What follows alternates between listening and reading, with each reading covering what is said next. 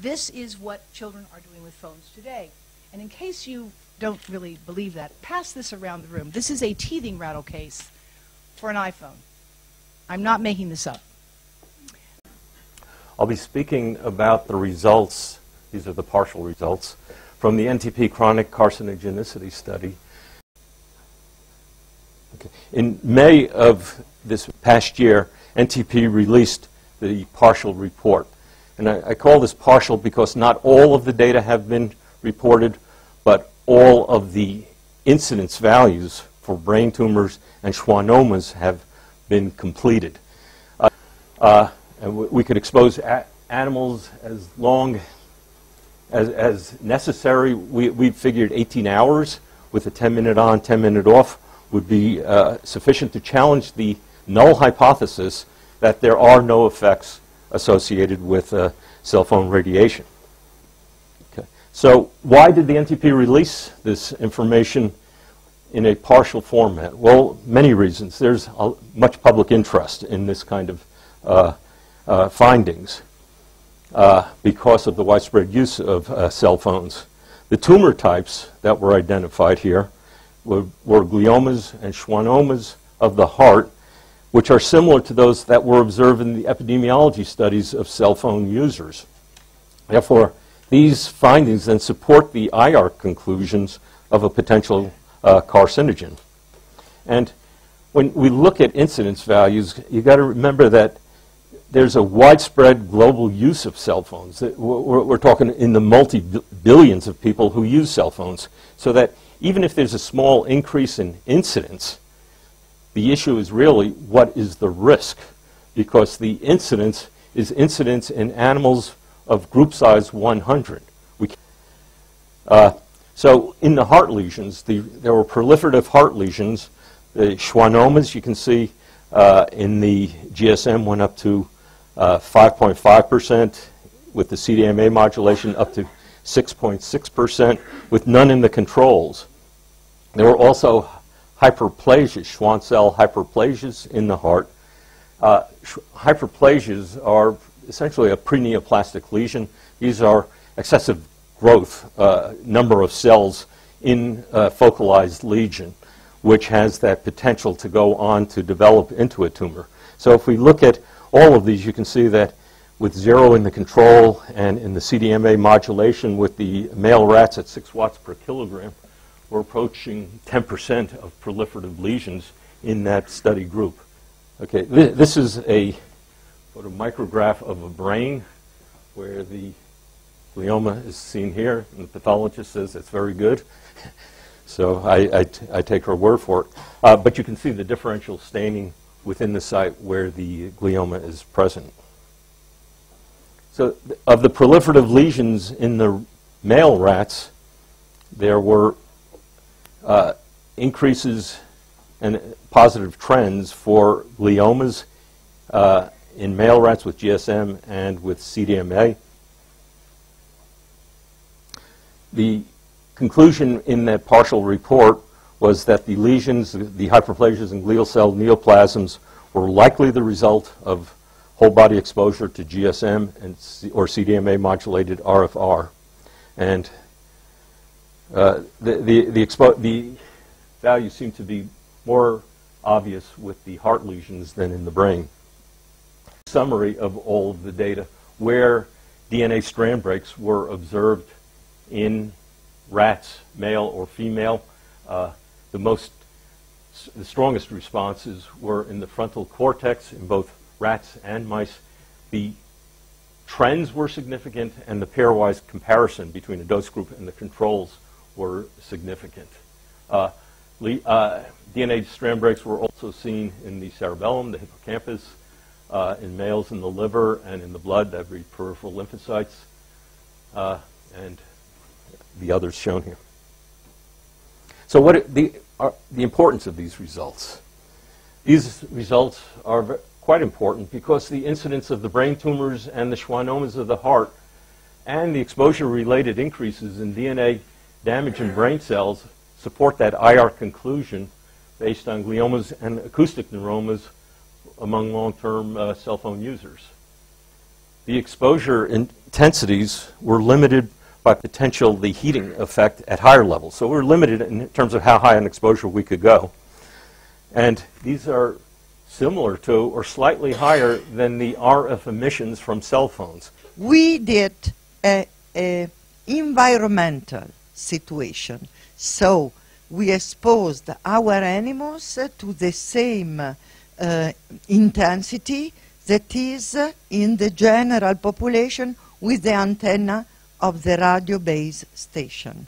So decreasing intensity, because it's stronger, the one of the phone, but of the same type.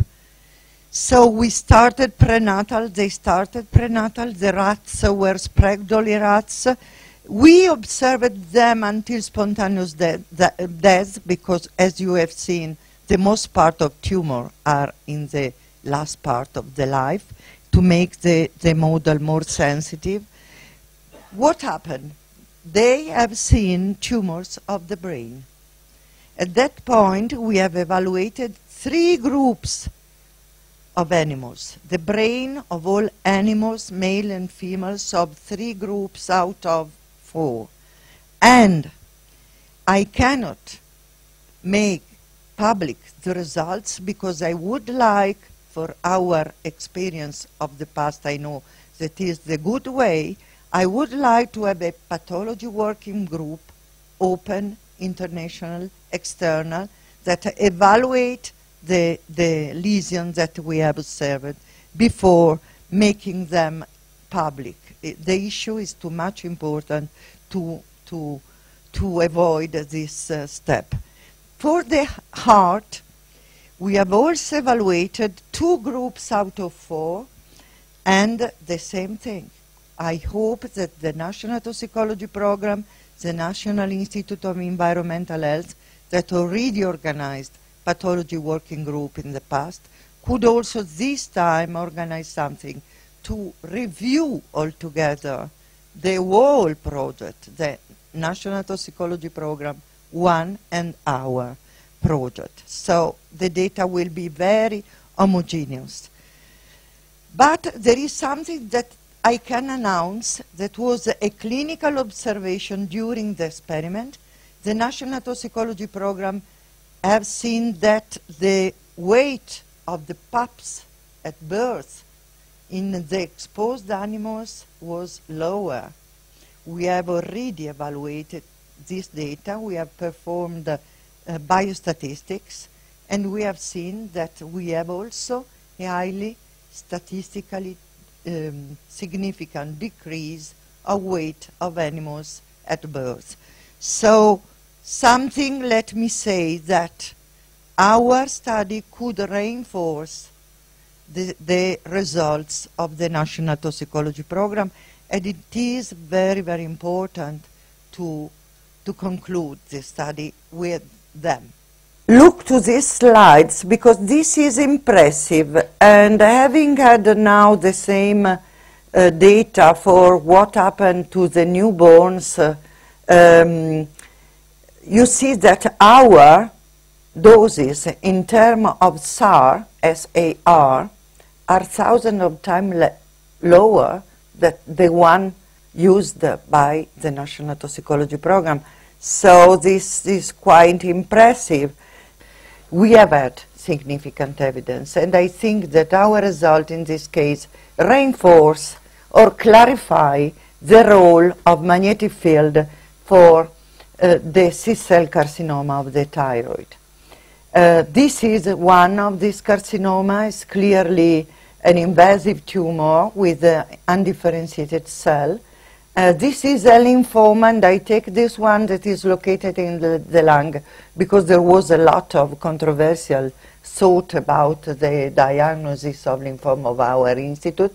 So we provided immunohistochemistry. We worked with the National Toxicology Program in order to apply immunohistochemistry to the tissue of our rats with the same antibodies that we use for humans.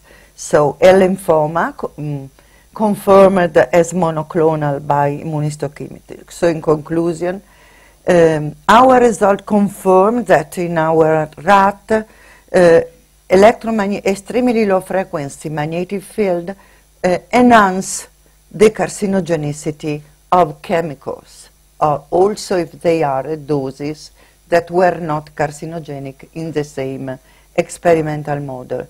As regards the association with the gamma radiation, it was published in the International Journal of Radiation Biology, and also in this case it was very interesting.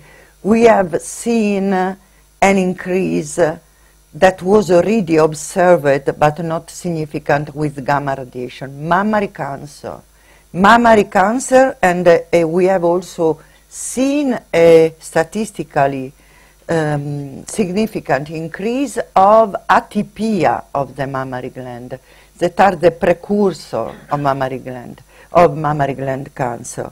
And also we have seen an increase, also if not statistically significant, of heart malignant schwannoma. Magnetic fields combined with an higher frequency field, that is the gamma radiation. In the middle there are radio frequency.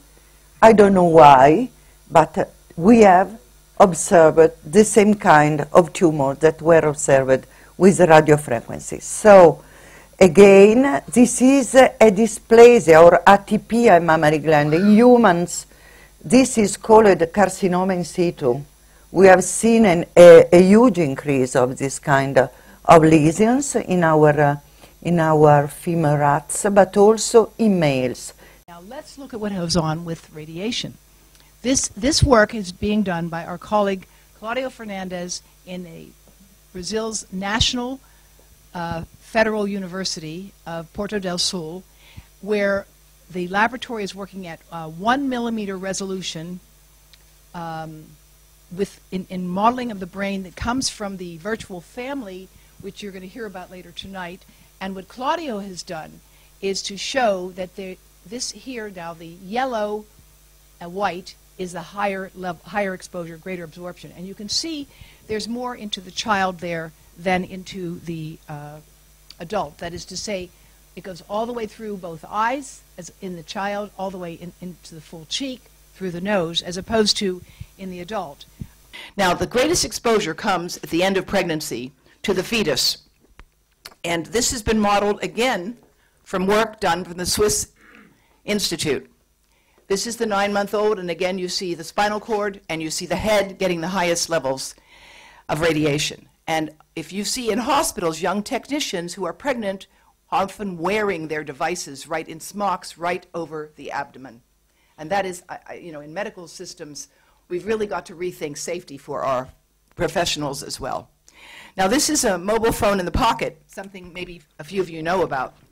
And recently, Consumer Reports in the United States advised that nobody keep a phone in their pocket. And this is just a little simulation here of the radiation as it's moving.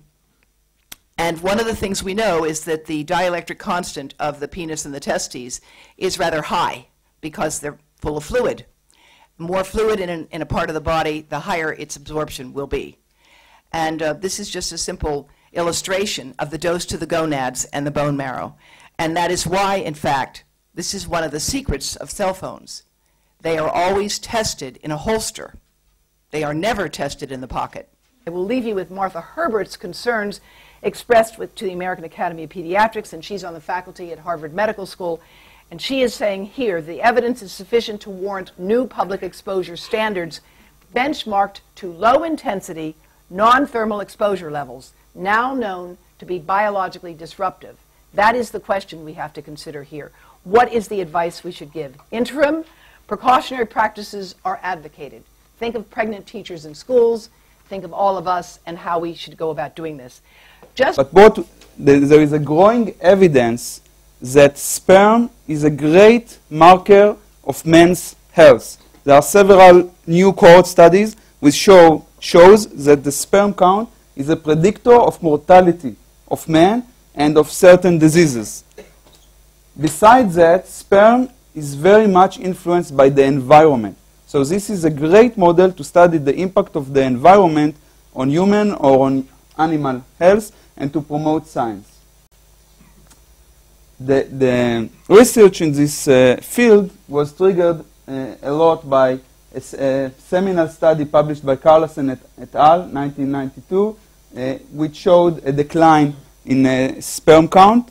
Actually, during my fellowship at Mount Sinai, I worked with Shana Swan and the international group to do a meta-analysis on sperm count, and we hope to publish the results this year. So there is a decline in sperm concentration, an increase in male factor infertility, increase in testicular cancer, increase in certain urogenital malformation, decrease in male pubertal time, and decrease in testosterone levels. Now, I want to touch on another aspect, which I also study. We are doing a large study on predictors of autism in Israel. And one of the factors that was pretty much strongly linked to autism was paternal age, increased paternal age. So, and it's probably mediated through the sperm. So the sperm, changes in the sperm are very relevant to the development of the growing fetus, not only if there is a fertilization or not, but also how the fetus will develop.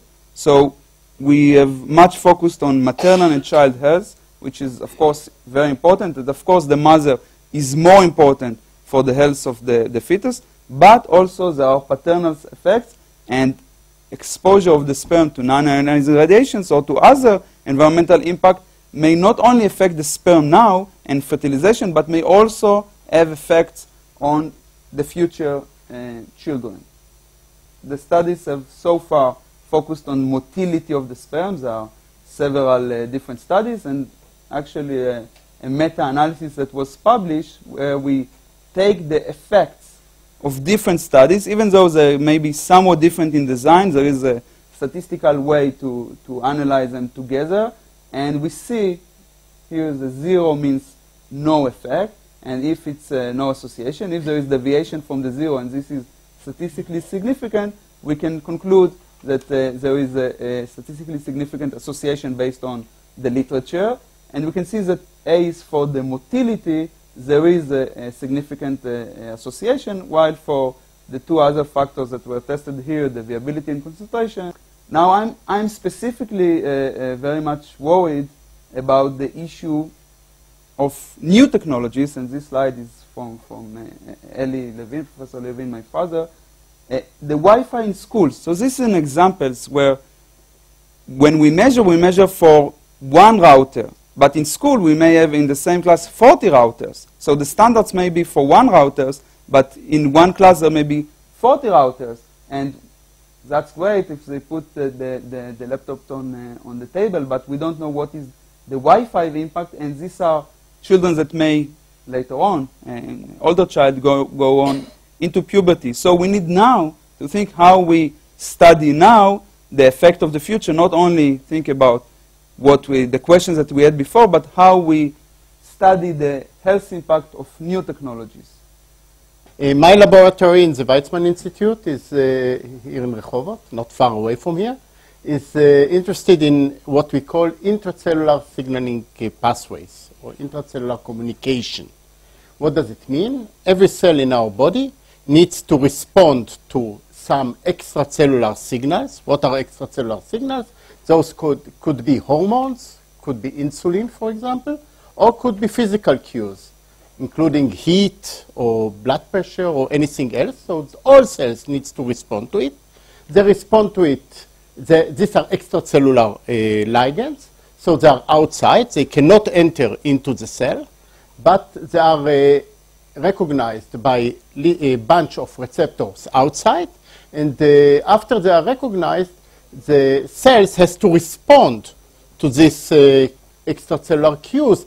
And then we said, okay, we have this thing, MAP kinase or ERK is activated by many extracellular stimuli. So let's see if we are able to use this as a readout for the magnetic field that we have around us. And on top of it, my laboratory was very interested to see how the cells can sense, finally, what is the antenna in the cell that can sense the magnetic field, the radiation, and transmit it to the ERC. And again, we have a bunch of, that we developed over the years, bunch of biochemical methods that allows us to follow this way to see what is the pathway or what is the antenna, the receptor that feels it. So that's kind of how we get into it. And the first person that did this work was Yossi Friedman in my laboratory, and he became interested to see it. So we went to a company, GalSafe, here in Israel, and they gave us, that's before we knew ITIS, and they gave us a very sophisticated machine. We put it into an incubator, and here are all the details of the machines that they gave us. And we could control this antenna and control the intensity, control the duration. And so we did the experiment. And as you can see here, how do we do it? We look at the intensity of these bands. Let's look at this. HeLa cells, these are just one type of cells that we are using in our laboratory. And before applying the radiation, that's mobile phone radiation, we call it, you see here there is very little. So there is some activity, we call it, of phosphorylation, very low at time 0, before starting irradiation. But then, immediately after applying the irradiation, within 5 minutes, you see that now these two bands are stronger. That means that they got signal, they got phosphorylated. So you see that there is a really significant difference from here to here. This means that the signal is passing through the signaling cascade. And this is actually the mechanism that we are using, the sensitive mechanism that I told you, in order to follow it. And this was really, you can see here that even when we went with doses of just 0.1 or 0.2, 0.31, 0.31 is equivalent to just a cellular phone, our cellular phone that we are using every day, you got really nice, very nice activation. So we have activation of MAP kinase. So what the conclusion is that the cells can sense magnetic, the radiation, the mobile phone irradiation, magnetic field evolved by cellular phones. So now the next step was, okay, let's go ahead and find what is the antenna. What do we have on the surface of the cell that can feel this, this radiation, microtesla? So the response is different in different cell types, but what is important here is that the radiation that is required, or the intensity that is required in order to get this activation is much below what we thought before, and in some cells it is really very, very low. It is in the range of 0.3 or even 0.15 microtesla, which is very low. Indeed, first of all, we had to check whether the blue light by itself is doing anything to the ERC, and we didn't find anything. So blue light by itself does not activate the ERC, so that's good for us. And then what's going on? We looked at, we applied both magnetic ELF-MF together with the blue light, and there was a great reduction. You can see here, and here, and here, and here, in both cell lines. So the blue light completely inhibit the activation of ERC by ELF-MF, which means that cryptochrome is somehow playing a role in this process. And now we have to see how it is, how does it speak with, for example, the NADH oxidase. That's something that we are trying to do now. And then there is so meaning that one of the mechanisms that could explain how cell phone radiation acts on cells is simply stress response, meaning this, that whenever we expose cells to something and they consider it as something what is interfering with their normal function, stress response is triggered. And so meaning here are few studies where people were examining not single protein, stress protein, but several. And on stress response pathways, they are marked. And there are several proteins that were consistently seen as activated, in spite of this that every group used different exposure system, every group used completely different cell system, still the same common thing was happening in this. And then this blood-brain barrier. There are several studies. First of all, from group of Salford in Sweden, where there were several studies.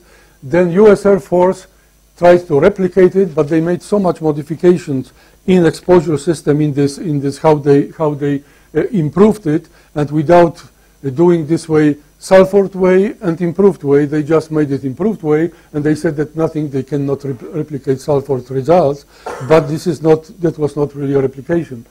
Recently came a study from China showing, again, effect on blood-brain barrier, and another research from Turkey also last year came. This research from China is interesting because it also shows that this effect is regulated via a stress response pathway. And also, of course, regulated by stress response pathway.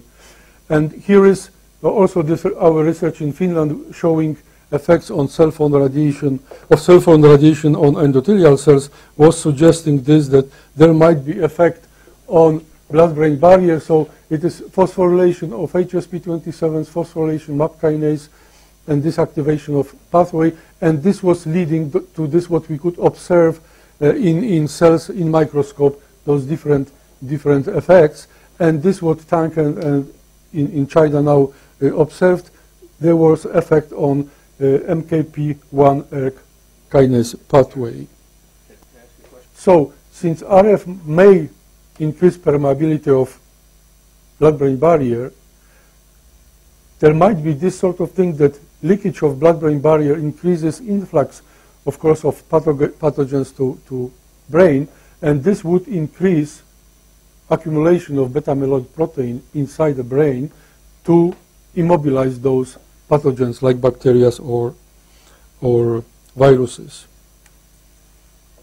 So meaning not only this, that preventing Alzheimer's disease by treating with RF EMF, but also treatment with RF EMF may affect blood-brain barrier and induce itself effects.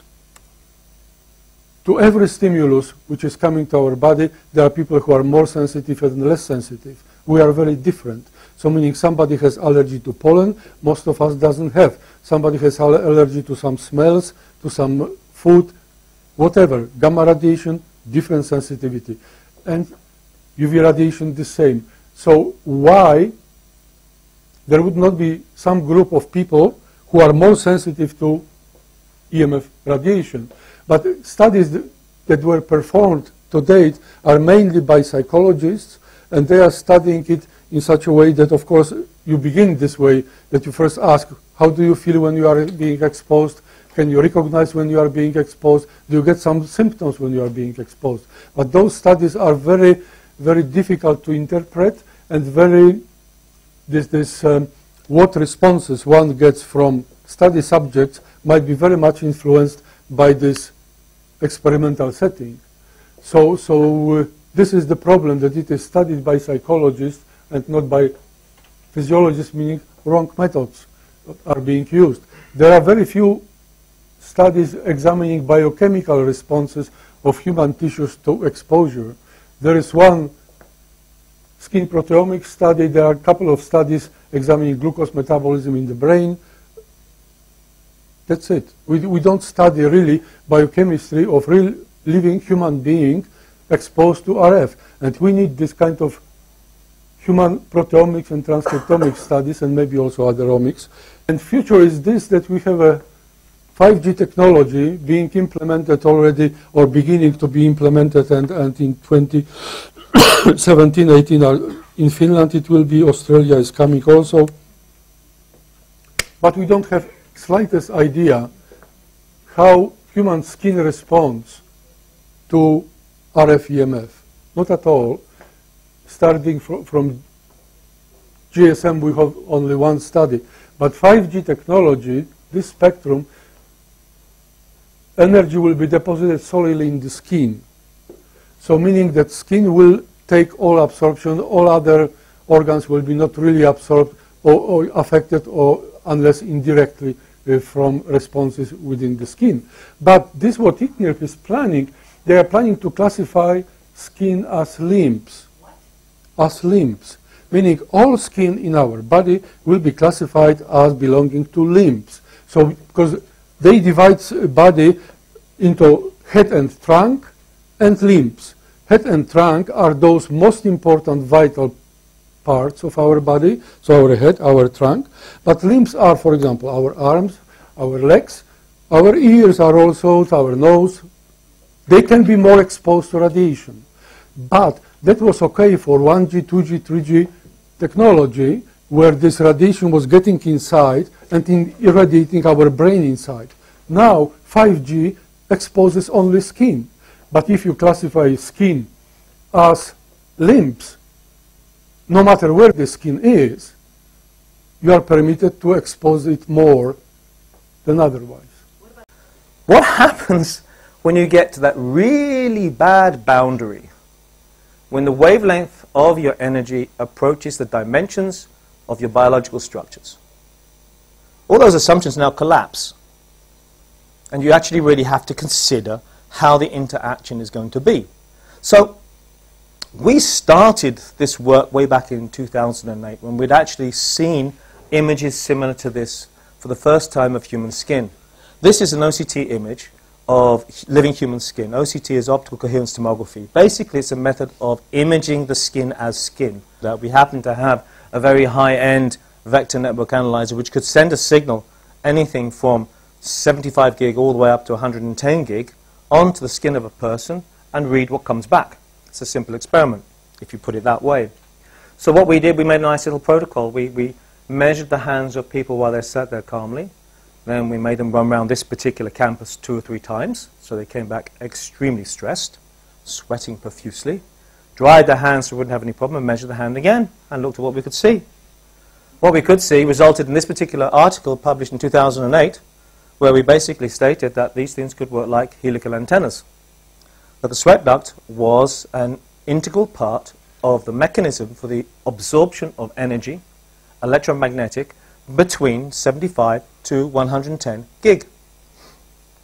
And that if you changed the character of the sweat duct, i.e. made it work, you could actually change that absorption in some way.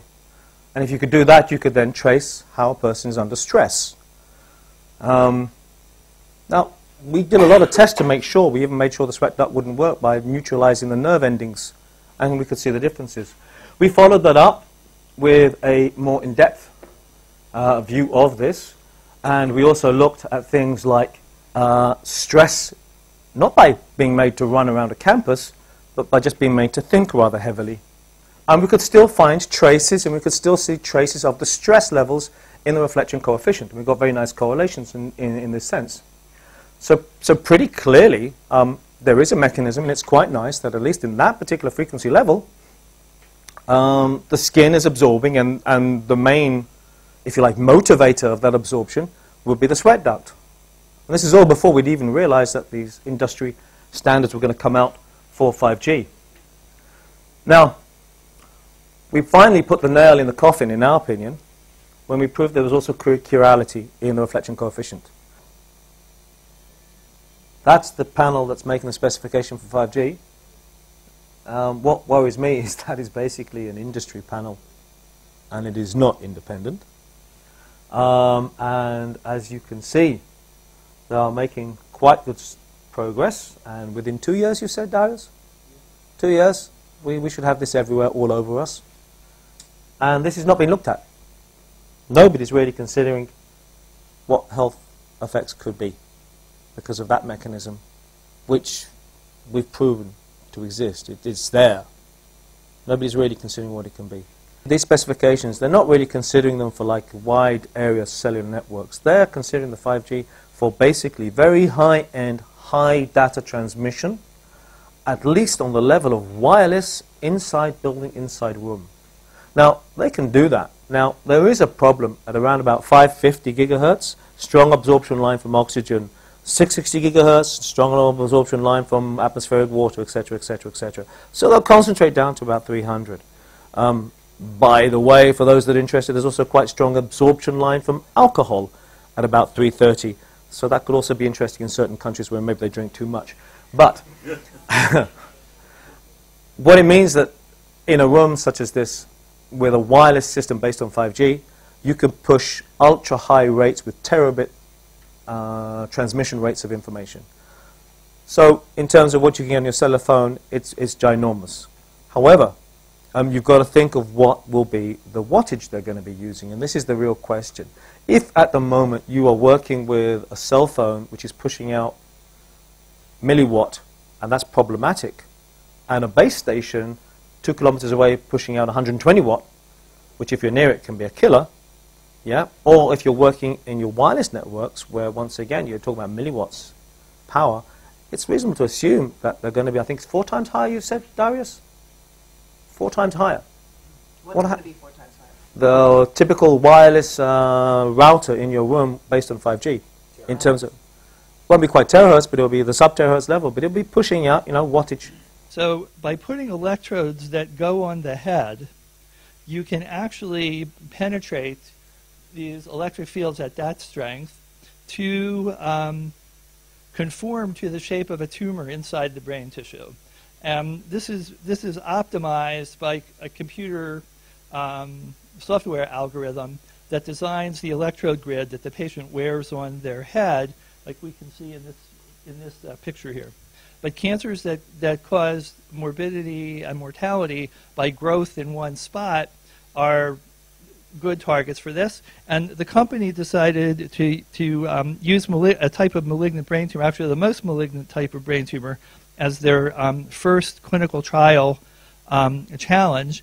The results have actually been transformative in the world of neuro-oncology. So in conclusion, there's a series of clinical trials, some of which admittedly are very early, one of which was a very well-powered, multi-centered phase 3 trial that have demonstrated that these tumor treatment fields, which use this very specifically designed radiation, usually 150 to 200 kilohertz, 1 mol per centimeter, to treat tumors that cause mortality and morbidity by local progression, and it's demonstrated efficacy. So I think this shows, there is a biological effect to these electromagnetic radiation.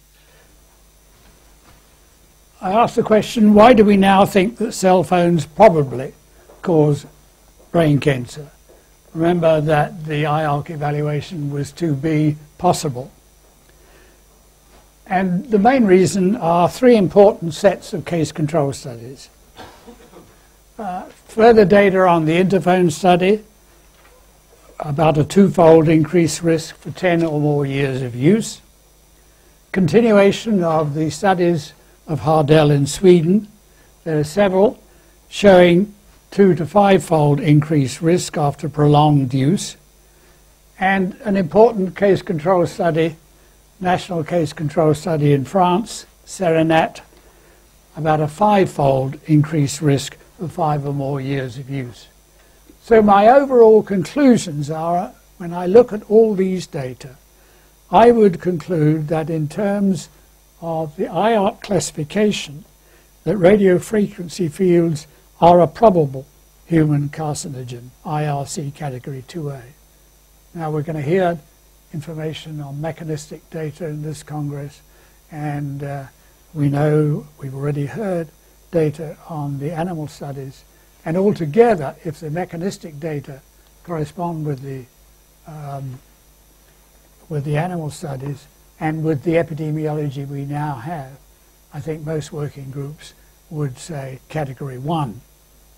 But we're not there yet, and it doesn't look as though IARC are going to be able to look at this or are prepared to look at it. We must remember radio frequency fields are now ubiquitous. Even if the risk per individual is low, it is widely distributed and could become a major public health problem. And the precautionary principle, which I know we're going to discuss tomorrow, must be applied now.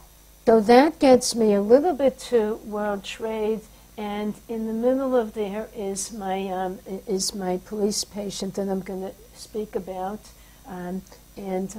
this over here is one of my firefighter patients. So you could see that you probably don't need rocket science to do a really good risk assessment that people were exactly exposed here. So what were they exposed to? The classic mixture, and those people who lived in the United States at the time might remember Governor Christie Todd Whitman getting up and saying, we didn't have anything to worry about, nothing really happened here, just because we had 100,000 parts per million of exposure. We had numbers like that, ridiculous numbers, crazy numbers, and there's nothing wrong with ground-up cement, except, of course, ground-up cement had a pH of 11.5, so all the information I'm revealing was in the newspaper, in the obituary, so I can't get into trouble. So now this guy presented with memory loss and only 3 months duration before he was diagnosed with his glioblastoma, and described in the newspaper, described by his wife, who's a registered nurse. She was sitting outside the room watching the imaging, and when Bill came out, he saw his wife crying, and he knew he was in bad shape. And maybe he needed to meet Frank, I don't know. He was treated in Hackensack Hospital, and my role has been to make sure that everything possible has been done for him. And he died December 27th. Now, talking about recall bias. Is everybody remembering all the things that he did? Well, this guy was a famous trooper. That's why he got the bobblehead. He was in charge of communication at the World Trade Center site, meaning he coordinated the different agencies, and his wife describes that he drove in his troop car with the cell phone like this, and he's driving like that, and then they're talking to him through the walkie-talkie thing, and by the way, he gets out of the car and goes and helps with search and rescue with World Trade. But his career was to go to other places for the New Jersey State Troopers. He was a trooper for like 23 years or something like that. So he went to other kinds of sites like this routinely. And I was wondering about whether it was ipsilateral or contralateral. Now, I don't know. So there may be recall bias about how much he used it, but this was witnessed by... this was witnessed by the troopers. In fact, the bobblehead was given to me by his commanding officer, who has a different kind of cancer. And I also treat one of his colleagues who has a very aggressive non-Hodgkin's lymphoma.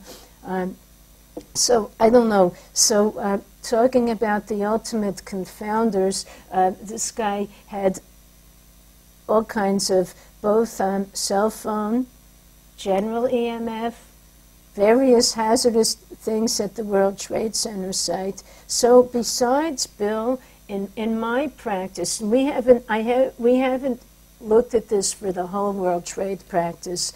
I follow approximately 2,800 people in my particular site. We have data on well over 40,000 people. But this is a work that goes back many, many years. Our work on this entire problem was energized by people knocking on my door. I'm an occupational physician. And people walking in and saying, hey, I have a cancer, and I worked in a military position, and I had exposures to radio frequency. So, okay, now what happened is that through the years, people would walk in with their stories, And I, as an occupational medicine doctor, love to take histories. I also like to schmooze. So we would talk a lot and would get very detailed information on the circumstances of work, use, and exposure. Near field, midfield, far field, short, long, adjacent, intermittent, continuous, day, night, 24 hours, 12 hours. And in all our stories, the patient's stories were very often very typical. This is a paper published in Archives of Environmental Health where we noticed that there were quite a few individuals with brain cancer, but whose latencies were less than 10 years, which is the received conventional wisdom as to the minimal latency period required for induction.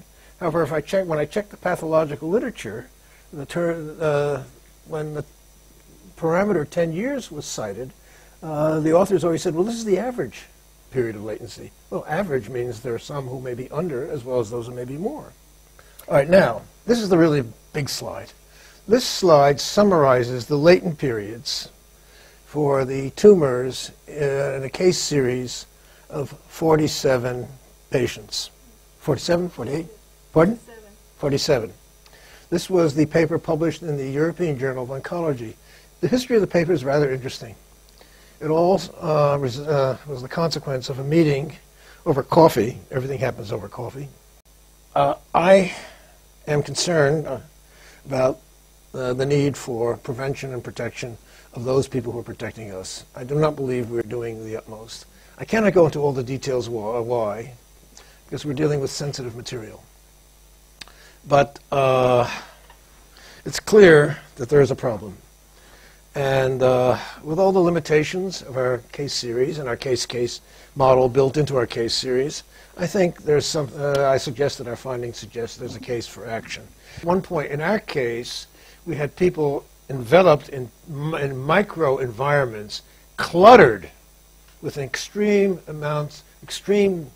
dense electromagnetic radiation of all sorts and all frequencies, including ELF and RFMW. Most of our cases were mostly RFMW, but we had cases with ELF as well. They are working with a near field equipment right close to them, sometimes attached to the body, and indeed we had one patient with a bowel tumor who wore a pack emitting radiation on his backside.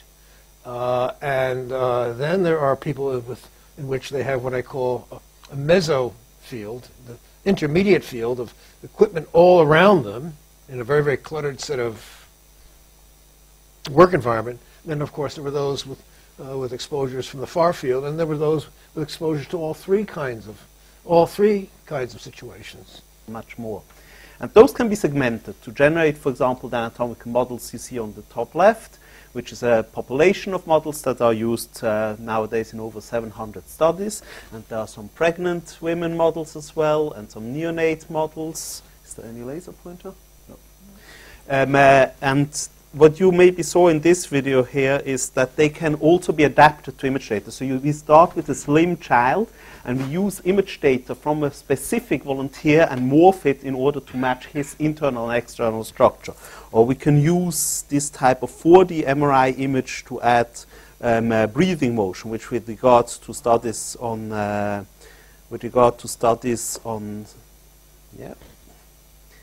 on ionizing radiation was important because the effects happened so quickly, so we had to include the motion in here.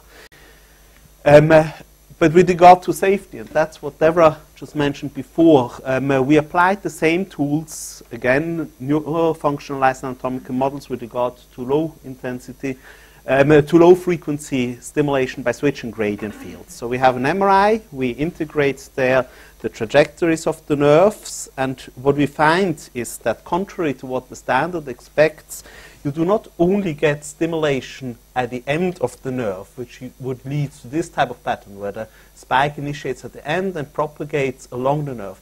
We also get, and that's related to field strength, so that's what the whole standard is based on. we get at similar thresholds, less than 20% difference, we get stimulation in the middle of the nerve, which is related to a concept called activating function, and which is a consequence of field inhomogeneity. So something you can only get when you consider the inhomogeneity of the human body, and something which the standard does not provide for. So actually we found that out of 7 assumptions that we identified behind the standard, 5 of them were not supported by that. So we found that out of 7 assumptions behind the standard, so which is basically non-focality of exposure, this is aspects such as that field strength is a measure, or the dB/dt, so how quickly your field switches, is a measure for stimulation, that you have dominance of end node stimulation as a mechanism, that you can neglect the thermal effect, that you can take models that have been measured in the lab, despite the fact that the human body is at 37 degrees, and that MRI can, for example, even increase that to above 40 degrees. So there is a whole range of those, and 5 out of the 7 assumptions we identified were not in agreement with our modeling. Just in summary, the last slide, advances in high-performance computing and modeling have allowed to have these computable functional anatomical models which help with device development, safety assessment, and in silico clinical trial, as well as personalized medicine. Now, typically people look at energy, but there is much more that is important. There is the question of modulation, signal characteristics, duty cycles, peak exposure versus average exposure. So this is just a little map that shows the evolution of technology. These are the old GSM phones, the frequency band that are occupied. This is UMTS, where the frequency band is already much wider. This is Wi-Fi, which makes use of a huge frequency band compared to that. The problem is that it will only grow. When you look at newer protocols, you have these beacon bursts, which are meant to establish contact with the base station, with the point of to which you talk to. But then you have the data, and depending on how you talk and on what you transmit as a signal, that can be very variable and unpredictable. So here as well, there is this difficulty. And we see when we compare different technologies, there can be a high variability of which frequency bands in the end are the most prominent ones present, which is a nightmare for epidemiologists. So in summary, for Wi-Fi, Wi-Fi is ubiquitous. It's highly adaptive. You see here, for example, how this is a waterfall display of communication. So there are some things like beacons that continued all the time, and somebody was transmitting some big data block, and then there is some talk, and that gets allocated between different frequencies and different times, dynamically changing the bandwidth of the frequency that is used. So Wi-Fi is a technology that is rapidly evolving. There is no typical Wi-Fi. The power can be important in a room, 100 milliwatts can occur, and the technology is changing all the time. These are, for example, methodologies for measurements in nursery or in schools, where you put one probe in the center, one at the location of the maximum, one in front of the window where you might get exposure from the outside, and you characterize that. And what you find is that when you look at this exposure, and if we exclude the range, when you get really close to the device, if you look at a certain reasonable distance, you still have, and this is a baby monitor up here, just to say that, then you get magnitude ranges which are similar to what people are exposed to when they're close to a cell tower, just to give you an idea of the strength of these fields. And this is about some recently started projects, the Moby Kids project, which is trying to look at the question of children exposure. So they start from the idea that there are some benefits, but what are the potential risks? With knowing that we are dealing with developing tissue with vulnerable children, and particularly also with regard to brain tumor. So they have many more years ahead. They have greater quantity of use than we used to have as children. I got my first mobile phone 6 years back, and and they might be more vulnerable. And this is just some of the data that I picked from there, showing how the Average SAW in children is higher due to different reasons: anatomy, skull thickness, properties of the tissues, fluids, contents. Yeah. After this, let's show some pictures. I think one of the advantages of the FDTD method is very teaching, and we can see the difference in absorptions. We can run. These are different types of exposures we can simulate, and we have simulated. And I'm saying this is quite teaching method. We can say, oops, we can see in this case, the wave propagating inside the head. It's a slice parallel to the cell phone. Then it's almost sagittal. And we can see difference between a model of a child and an adult. We can see proportionally deeper penetrations. Also, we can see the different wavelength than in the air. And here we have not the air presentation. We can run these simulations for many situations. We were discussing if we can replicate this guy with a laptop for a whole classroom. It is possible. It's just a matter of memory and time processing resources.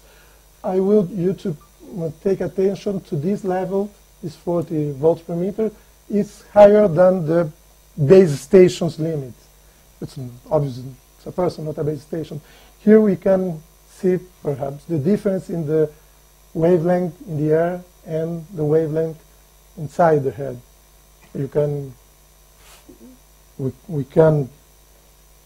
do the calculations for the power density for this field, if you know the parameters of the tissues.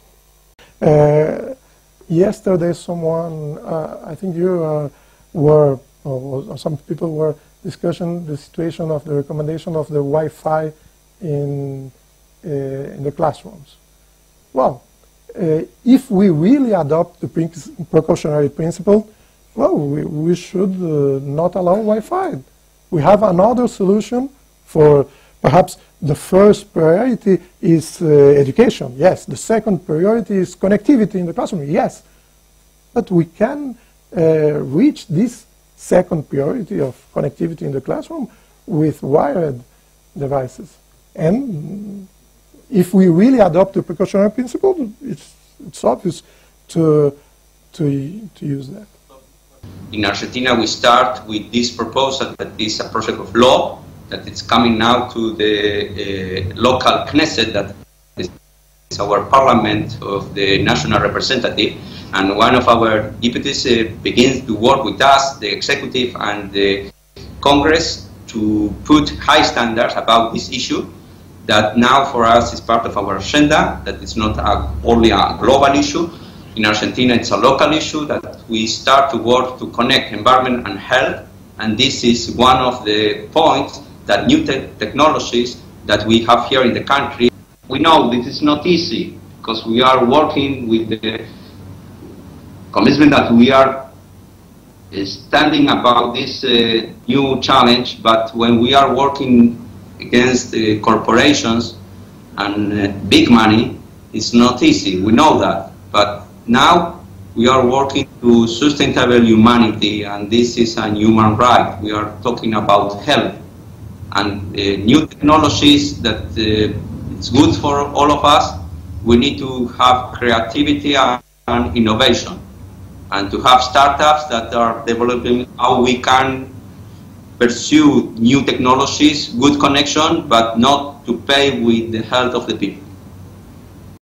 As you know, I am the president of the National Committee on Children's Environment and Health. It is a scientific independent committee appointed by the Council of Ministers, and it is supported financially only from Minister of Health.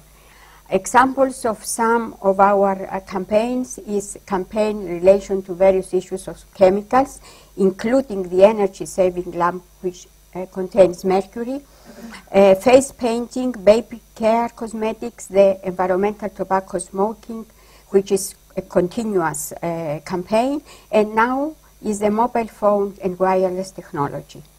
We use many tools. We have our website, we have the videos, you have seen one the first day, we are going to see another one at the end of my talk. We have seminars, we have every month interventions in TV and radio stations, and we issue also a lot of material.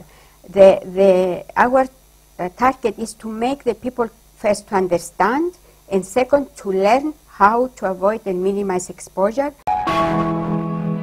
Τα παιδιά μας εκτίθενται καθημερινά σε ένα ηλεκτρονικό νέφος, το οποίο δημιουργείται από την ακτινοβολία που εκπέμπουν τα κινητά τηλέφωνα, tablets και οι συνδέσεις μέσω Wi-Fi και άλλα παρόμοια. Η ακτινοβολία αυτή, σύμφωνα με τον Παγκόσμιο Οργανισμό Υγείας, είναι πιθανώς καρκινογόνα για τον άνθρωπο.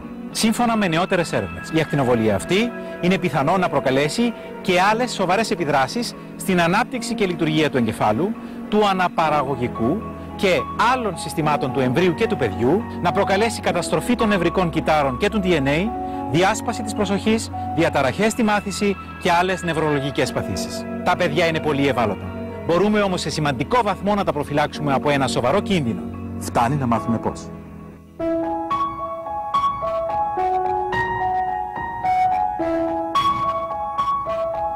Αφού μας αγαπάτε, γιατί μας ακτινοβολείτε με τα Wi-Fi και τα κινητά σας τηλέφωνα? Έχουμε δικαίωμα στην υγεία και πρώτοι εσείς μπορείτε και πρέπει να μας προφυλάξετε. Στη βάση της αρχής της προφύλαξης, το Συμβούλιο της Ευρώπης, το Ευρωκοινοβούλιο, επιστήμονες, ιατρικοί και εκπαιδευτικοί σύλλογοι στην Ευρώπη συμβουλεύουν ότι θα πρέπει να μειωθεί η έκθεση των παιδιών στην ακτινοβολία που εκπέμπουν τα κινητά τηλέφωνα, tablets και οι συνδέσεις μέσω Wi-Fi, ιδίως στο σπίτι και στο σχολείο.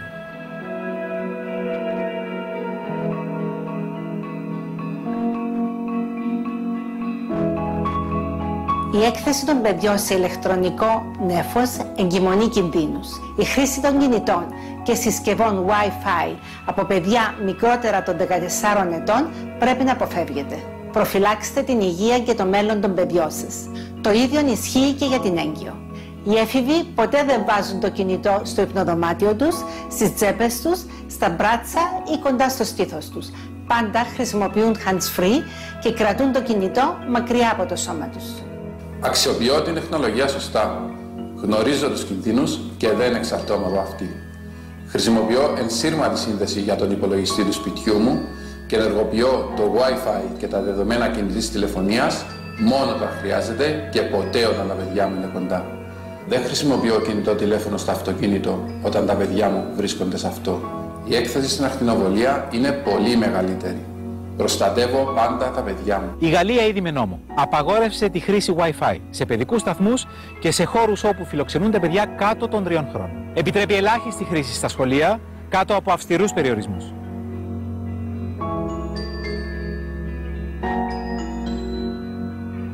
Στον υπηαγωγείο, στο σχολείο και στο σπίτι περνάμε τουλάχιστον το 75% του χρόνου μας. Απαιτούν ασφάλεια χωρίς ακτινοβολίες από Wi-Fi, κινητά και άλλες ασύρματες συνδέσεις. Η υγεία είναι δικαίωμα. Δεν μας το στερείτε. Δεν έχουμε το δικαίωμα να ρισκάρουμε την υγεία των παιδιών μας αναμένοντας παθητικά τους άλλους να κάνουν κάτι. Ας ξεχάσουμε τι είναι βολικό για μας και ας τους χαρίσουμε το καλύτερο δώρο, την υγεία τους, μετατρέποντας το σπίτι και το σχολείο σε όαση προστασίας.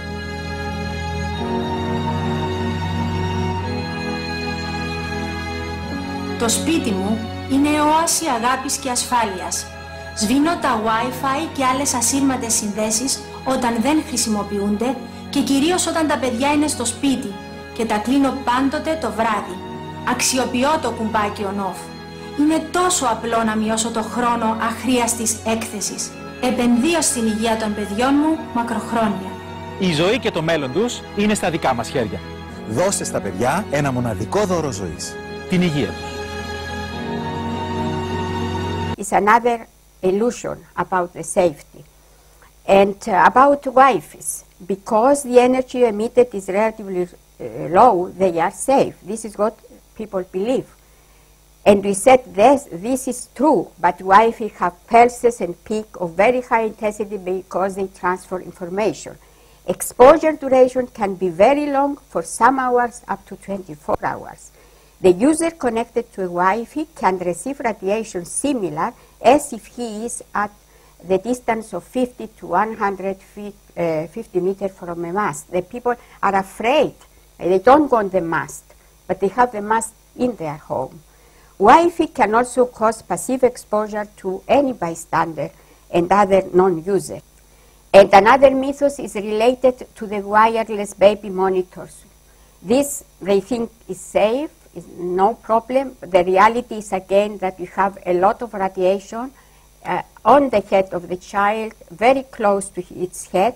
So there are alternatives. There are wired or analog type, but always at a distance of 2 meters.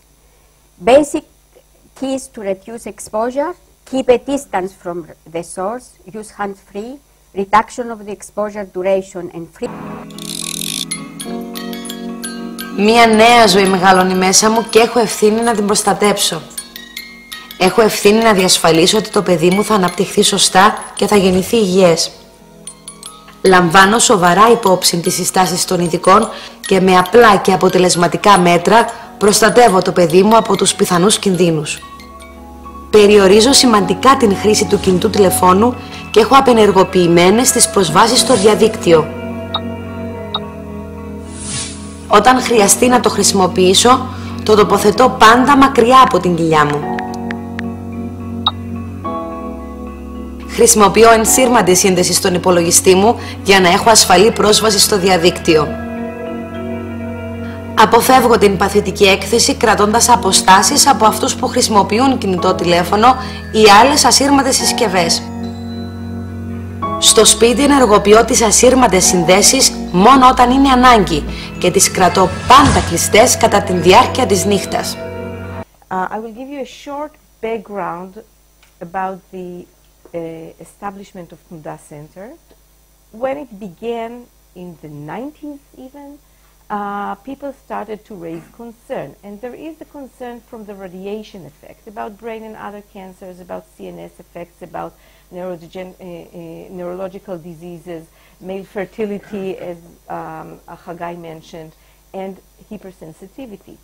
But I would also like to say that more and more I'm concerned from the non-radiation effects that should be investigated, such as car accidents, such as addictions, infections. Our phone is very, very infected, and some social problems. And there are other health effects that we're not sure that they might be caused by the radiation itself, like sleep disturbances and acquired attention deficit, but they also might be the result of non-radiation effects, such as, just technically, if a child is speaking over the phone or texting all night, he does not sleep well.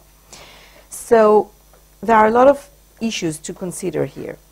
And the study started very early, much too early, according to my opinion, because you couldn't find anything with short latency period. Even now, maybe the latency period is a bit too short for brain tumors. But all the early studies concluded that these studies are not sufficient for assessing risk among heavy users and after a relatively long time. And I really, really, really like the phrasing, the absence of evidence is not the evidence of absence. And then the Ministry of Health issued a Director General statement, educated use on mobile phones, which actually, the summary of it was some advices of how to reduce the exposure, such as reduction of call duration and total number of calls, such as use of corded earphones, such as designation of mobile phone calling areas, and so on and so forth. You can see them here. Kindergartens, Wi-Fi is not allowed at all. For grade 1 upwards, for grade 1 to 3, duration of use per day is limited. For grades 1 and 2, only 1 hour per day. For grade 3, up to 2 hours per day. In each class, a wired access point at the teacher's post should be installed. And when the teacher is the only user, there will be no Wi-Fi, but there will be a wired solution. Wireless network should be disconnected when not in use. And also, schools must perform radiation measurements, and each school must apply, and I think that this is the most important one of the regulation of all. Each school must apply an age-adapted program to provide information on electromagnetic and radio frequency radiation. I think that children are the best ambassadors for precautionary and for health behavior and other behaviors. Teenagers are exposed in the home. They charge their cell phones next to their beds, and they sit on the beds and they play with their cell phones. And they will have Wi-Fi wherever you allow them to. And if you look at the schools, people are saying, okay, so this kid is exposed, so we're already assessing. This kid is exposed to this, and the ones in front. And if they put it on their lap, they're exposed in their laps. But what about, look, this is like a first grade classroom that isn't supposed to have Wi-Fi. I got this from a parent activist. They do have Wi-Fi. Those were first graders?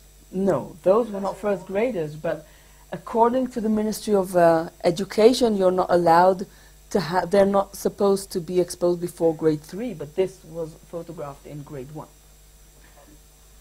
But the difference between having Wi-Fi at home and having it in the school is that at home, you would have information, very little information passing through, like one car driving on the street. But in the school, you have all those children we saw before, with all those computers, all of them emitting radiation. The problem isn't just the one device on the ceiling. It's all the devices emitting all the radiation. And it's never really fully turned off. And it does also pollute the environment during the weekends because it's not turned off. And you mustn't forget that besides the radio frequency fields, the laptops and the other devices, they have a range of other frequencies that are emitted. I just have also a comment about that is not in the presentation. We did a study at Hadassah that we exposed rats to frequencies, to sonar frequencies, because they thought that it might make the calcium in their hearts eliminate or something, and it did the opposite. They accumulated calcium in their hearts. And then we did exactly the same thing with electricity frequencies. We just put cell phone chargers next to these rats, and what they found was they were extremely shocked. Like the rats had a very high level of calcification in their heart, which is from ELF frequencies. And okay, you just reminded me of that by your comment. But this is a very important slide. I think that electrical engineers know how the Wi-Fi works. It works on, especially here, these in Israel, these protocols are used. It has frequency hopping spread spectrum. It jumps between different frequencies, and the person is actually exposed 2.4 billion pulses per second. And our brain, we don't know how, but it does some effort to perceive this. And besides that, there is also the beacon signal, which is emitted about 102 microseconds. Every 0.1 seconds, there is a signal telling other devices, if you want to connect, then I am available. So why should I allow you? Why should I invest money in putting a wired network in your school? If you don't like it, just remove your child from the school. Okay? I think this is a great problem of policy that is not coordinated and is not clear. That when we're doing exposure assessment, we can't just concentrate on one thing. We have to look at the different exposures and the multi-exposures in the indoor and the outdoor of the different modes of exposure. And we have to look at the long term. And we also have, we know very well that the thermal-only standards are outdated and non-protective. About protection, as I said, a better coordination is required between the different between the different ministries, and the clearer message for protection, even if someone believes that the scientific truth is not yet clear enough, still there is word for protection and it should be said more clearly. Good morning to all of you. we in Haifa have a special model to deal with the IT, education system. We are responsible for the hardware, which means computers, laptops, netbooks, communication systems and networks, all the multimedia, the service itself, software systems, IT systems like learning management systems, support system, portal, content, and also we are responsible for the deployment and the training of the whole system, including the software. So actually, most of our labs, all our labs actually, are wire-lined. And in some very few classes, the wireless is, the access point is within the classroom, and it is a subnet of the local area network, so it just in the classroom and not in corridors or open spaces. So in this way, if we have to deploy wireless, in this way we try to minimize the radiation. First one is we have a central controller from our office, my office, our premises. We have a central controller that we can control every access point. And we decided, together with the principals, elementary schools, only 1 hour a day. So we can open it from our premises only 1 hour a day for a class. So actually, this energy, where does it go? And what does it do? And then Amir told me, okay, look at the sample rate of the measuring equipment. Okay, what is the sample? What do we actually measure? The average, peaks? So we don't know. That's the reason why we got this figure, which makes us originally very happy. Today we are not sure that we know how to measure it. When I talk with principals, this is the way I convince them not to put Wi-Fi in schools, in classes, especially in elementary schools. And this is very important, this is so. I tell them about the precaution principle and say, okay, we have a CISO. On one side, there is the risk, which is behavioral risk, social risk, health risk, even education disadvantages. And on the other side, we have some advantages which we don't really know. So those principles were very serious, and after they come to me and they want some advice, they say, okay, we go back, we can do advanced learning without Wi-Fi in the classes. Those who want to do marketing of the school and market the school, they don't care. Still, we try to, there is a lot of pressure from principals to be attractive, because there is a race, you know, between schools.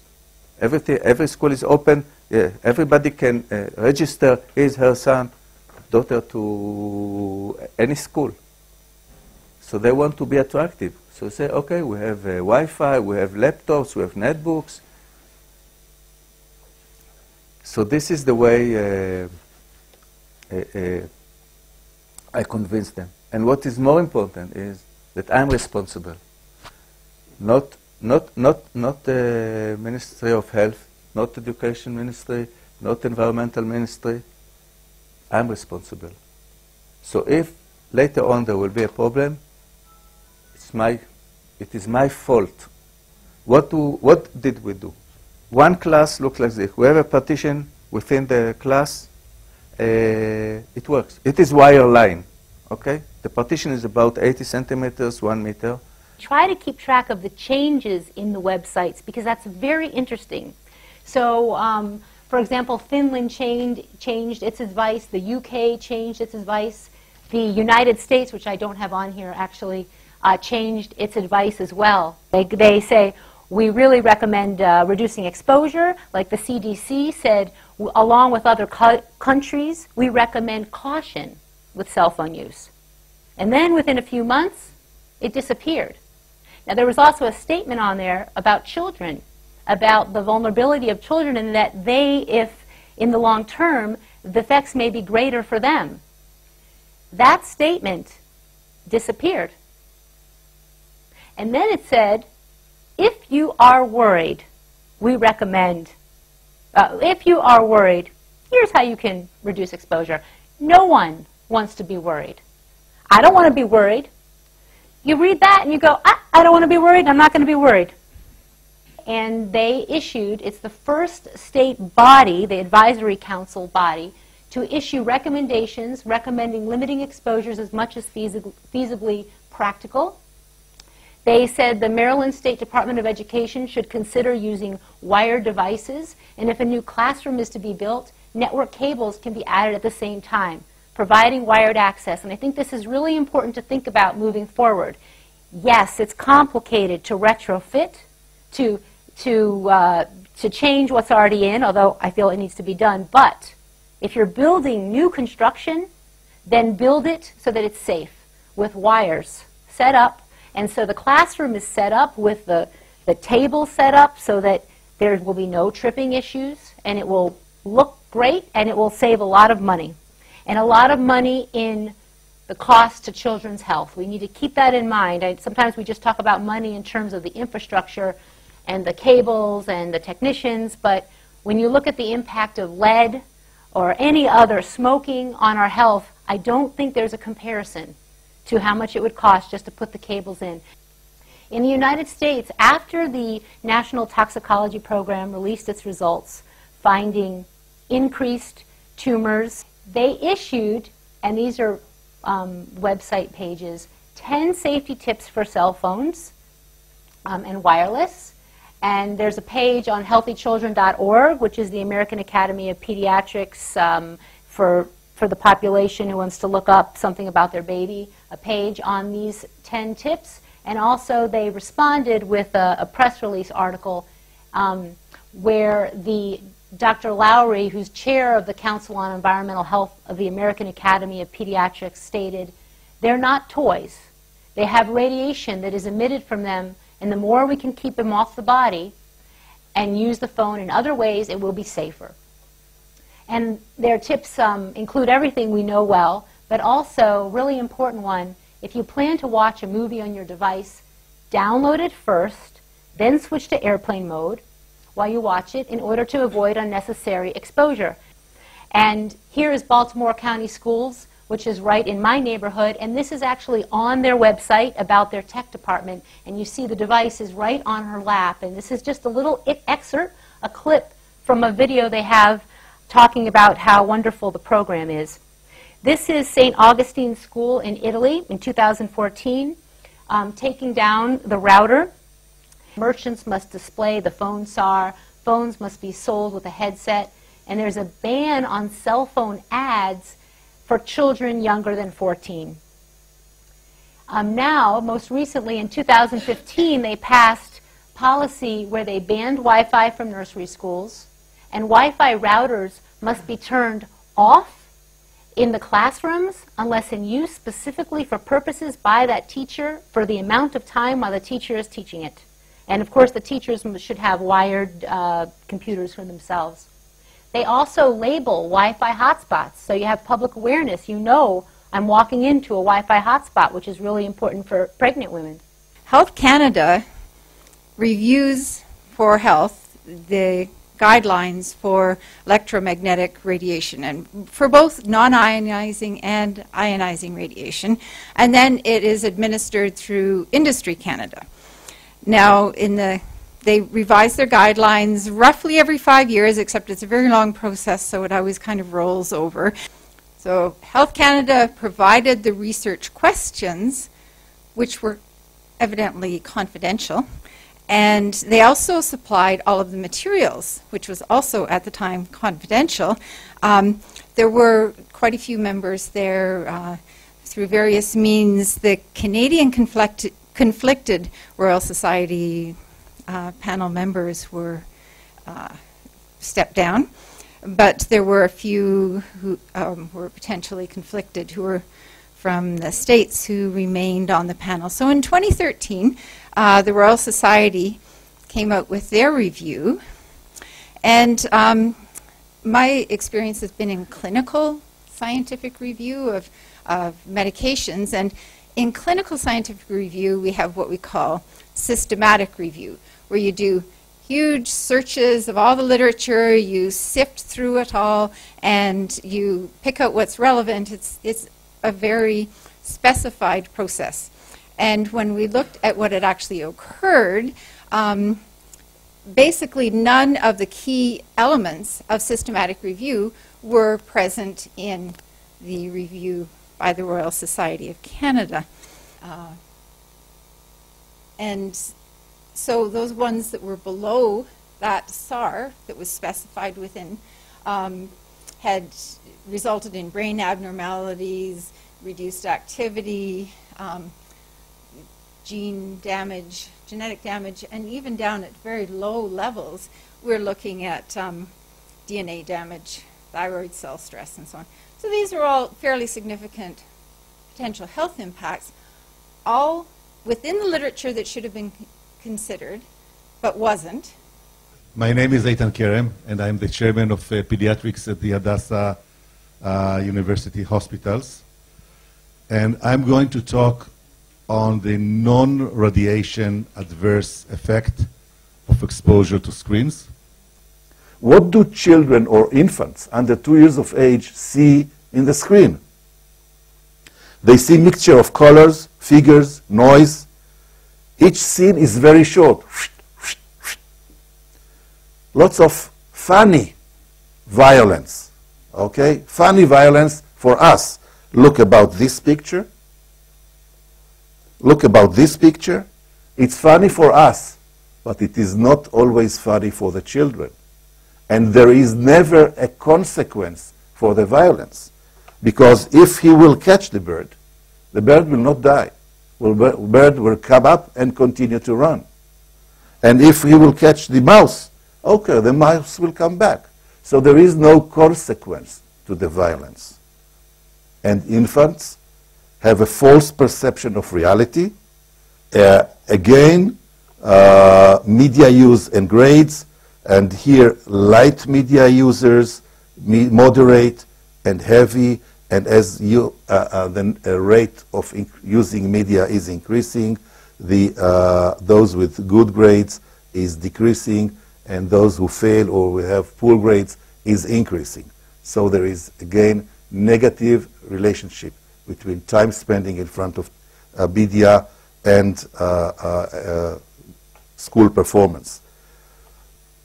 Attention deficit disorder. This is an interesting study from Japan. They did functional MRIs on children while they were watching screen, and what was lightened is the occipital lobe. Obviously, occipital lobe is the visual center, but not only the occipital lobe, also the frontal lobe. Frontal lobe is in charge or associated with personality, and temporal lobes are associated with affection. So just being exposed is doing something in our brain. This study measured time exposed to screen at the age of 3. This is a study showing that depression was associated with time spent on mobile phone and TV. And on the other hand, having rules in the home, and Deborah, you talked about it before, having the rules at home about television viewing, video game playing, is associated with lower levels of depression, because children expect from their parents to provide them with rules. And if the parents do not provide them with rules, the parents lose their parental role, and the child feels lost in our world. Overweight and obesity, I'm not going to talk about it. Every hour the child is in front of the screen is an hour the child is not active. So what can we do? There is a lot of what we can do. And many times parents ask me, so what we can do? And I ask them, you are a parent. This is your role. It's not the role of the school. It's not of the role of the police. It's your role to keep your child safe. However, most of the parents are not aware to these data. They are not aware And when I give this lecture to parents, they say, oh, I feel now so guilt because I exposed my child. I was asked in one of the morning TV shows to talk about it. So they brought also a child psychiatrist next to me to calm the parents because they say you're going to frighten them and now they feel guilty of what they caused so far. But we need to give them the data, show them what's happening. Our study is showing that we need to start in early childhood, and the parental rules can reduce exposure to media. This study did in a school media diet, and we call it media diet, and children in the intervention group were described as having less violent behavior. We know about vision problems, bone density also, issues, orthopedic problems. I'll speak a little bit about sleep, ADHD, in relation to radiation and addiction, and neuropsychological issues, social effects, cardiovascular disease risks, factors, and what's the clinical picture? What do we actually see with children? I work with children. I'm promoting, unfortunately, I'm probably the only one. There's hardly anyone else who is trying to formalize a treatment protocol with children with addictive behavior to screens. What do you do with them? So a main issue that was also mentioned is the addiction to fast-paced, interactive screen stimuli. And what's the relation of that to sleep and ADHD? So first of all, we know today that there is an increase in dopamine secretion. That may lead to an addiction cycle, which is, in many respects, similar to substance abuse addiction. And chronic sleep by itself, just by itself, can cause ADHD symptoms. Again, we have children who behave like they have ADHD. And then there is the fast-paced stimulation that the children's brains it gets used to fast-paced stimulation, so the attention span is shortening. So a child with a short attention span is actually a child with ADHD. So they find affected frontal lobe functioning, they find decreased cognitive control, and shrinkage or loss of tissue, volume in gray matter. And they found the following areas who are shrinking in their volume, which are associated to the following capabilities or traits: empathy, error conflict detection, aggression and impulsivity, and decision making. Now, I want to ask you, what do you think are what is necessary for a child to become a cyber bully if it's not these things? And indeed, there is a correlation of internet use and cyberbullying. Okay, so what do we see actually in the clinic? This is a case study, a short case study. This is a child who came to me, 9-year-old. And you see in his home, he was exposed to screens in his room, a large screen, phone use, and he was glued to the screen.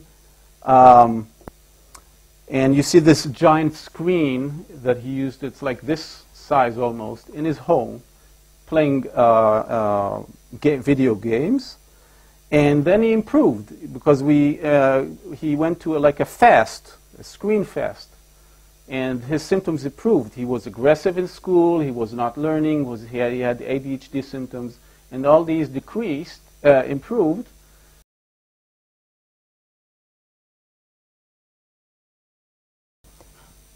So we wanted to very quickly summarize that the case controls, we feel like, have been adequate to get us from a 2B to a 2B to a 2A in IARC, and that we would hope to someday achieve IARC1, knowing about additional tumor types such as parotid, testicular, breast, and hematopoietic that have been presented by various people. I just want to add a couple of things. I want to emphasize one thing first. What Ira started off saying, that we felt that the epidemiology studies already performed enable us to say radio frequency fields are a probable human carcinogen. In terms of IARC, that's incredibly important, because with the animal studies we've got and with the mechanistic studies we've heard something about, that would put radio frequency fields in category 1. That's the first point. The second point is that we did obtain information from a number of people. Unfortunately, you couldn't be here yesterday, but it became clear there's a lot of exposure going on and it's increasing. We have the issue in the Israeli military with exposure to radar and unusual cancers in terms of what we thought were likely to be increased by radio frequency fields turning up in greater proportion. Hematolymphatic cancers and testicular cancers, so we have to be aware of that. So the first topic were what are mechanistic updates and new approaches. And there have been a large number of in vitro studies and animal studies, and the question is, what non-thermomolecular and cellular changes are reproducible? Well, in terms of the animal studies, the correlation, consistency between the tumors seen from the NTP study of glioma and Schwann cell tumors appear to be consistent with what has been reported for human studies. Ramazzini studies are still awaiting a PWG. What studies exist of newer technologies such as 4G and 5G? Okay. We feel that this is an important issue and that there is an urgent need to evaluate health effects, including the skin physiology of 5G before it is implemented and people are exposed. Here we are going again into a new technology without any knowledge of what this might mean on health effects. What we know so far at this time are that the sweat ducts are very strong absorbers of 5G radiation, but we're not aware of any adequate health effect studies on 4G or 5G. So we need to evaluate if 5G, for example, increases the risk of skin diseases such as melanoma or epithelioma. And we also believe there's a need to examine brains of rodents exposed to RF in utero during lactation for dendrite outgrowth, since this may be linked to the autistic syndrome. Nevertheless, since 2001, every single big epidemiological study that's come out has had some positive findings. So even though it's hard, people have been managing to find positive results. And you have to recognize, of course, that if you can see positive results through the fog of this very poor exposure ascertainment, then obviously you've got an underestimation. So our second question was, are current models of tissue dosimetry applicable to these new technologies? And the approaches continue to be valid, but we do need to have improvements due to the frequency changes and what they call transfer factors. This is kind of interpretation of modeling on different scales. We don't have good skin models, and we talked about that the other day with regard to the sweat ducts. Standing waves are very important in an intermediate range, which is a little bit below radio frequency. The eyes, the ears, the hand, these are all still, in progress. And again, these dielectric properties, which is fundamental to the modeling, at higher frequencies are really not well known. And Claudia was mentioning that in Uruguay, they've had this one laptop per child policy, whereas in Brazil, they require all of the school construction to accommodate wired connections. So, you know, that was just one example, and I don't know enough about air pollution, and I expect you probably make a really good point. But nevertheless, I think we should just be aware that there are probably opportunities for that are going to be passing, you know. So obviously, for children, we would highly recommend reducing or eliminating exposures, and because of children's characteristics, and there should be policy specific for children. We need guidelines for education, and an interesting thought of Yael's was that there could be kind of a challenge to industry to develop something that's much, much safer. For instance, okay, we also have to identify means to accommodate people with environmental sensitivities. And we need that new schools, as in Brazil, be built and prepared to receive wired connections.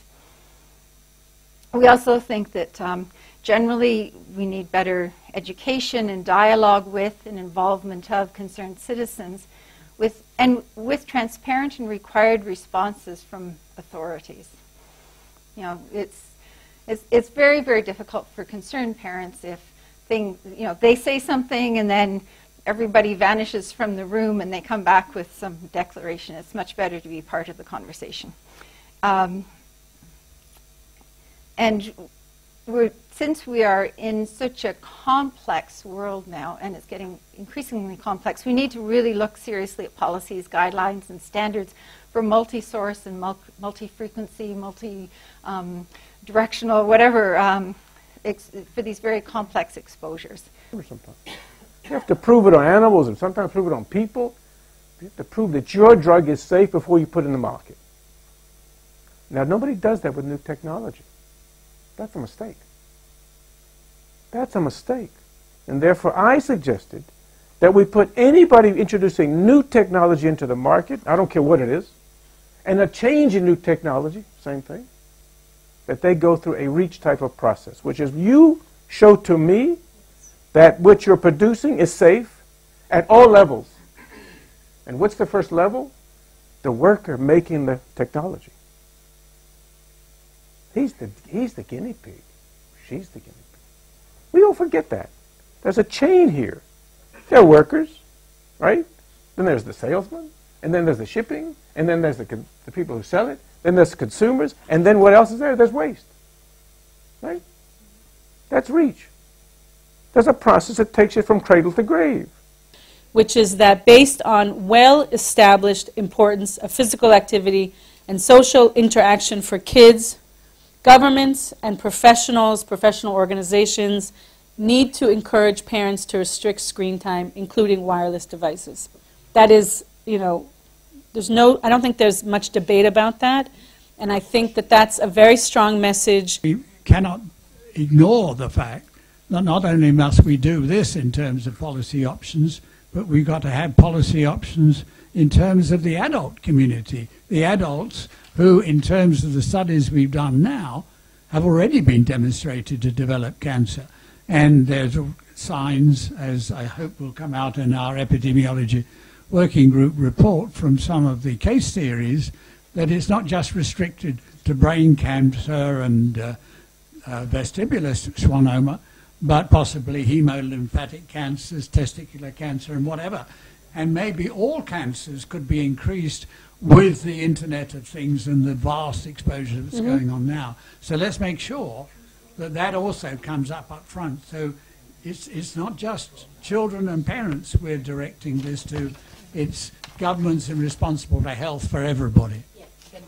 A campaign is one part of a program. It's not enough to have the campaign. It's a program which includes legislation and supervision and education campaign and education. It's part. Okay.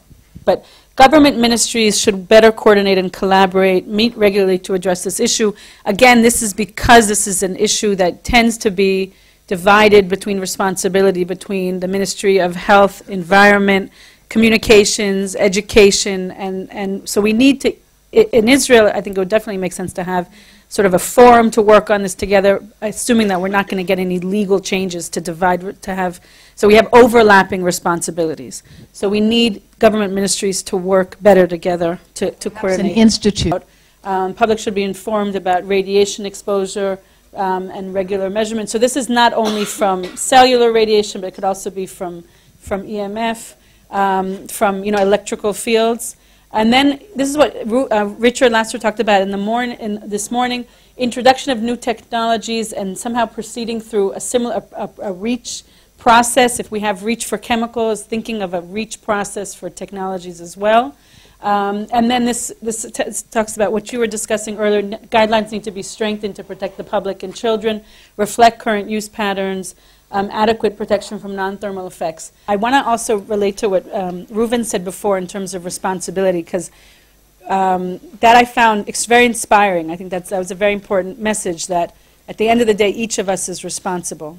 So when I come more from a government perspective, which is you're responsible for this, you're responsible for this, you're responsible for this, I'm responsible for this, you kind of gave me a different way of thinking of it, about it, which is that each of us is responsible. And it's not a question of dividing responsibility, but a question of somehow shared responsibility. So that's